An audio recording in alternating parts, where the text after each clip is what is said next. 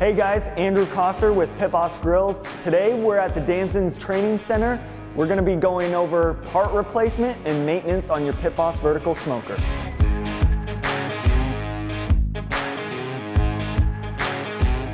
So in this video, we're going to show you how to replace a fan in your vertical smoker.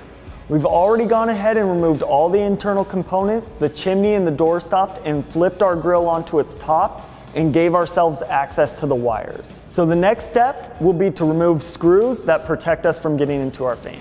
So we're just removing these with the standard Phillips head screwdriver. The screws will just come right on out. Once we've removed the 4 screws,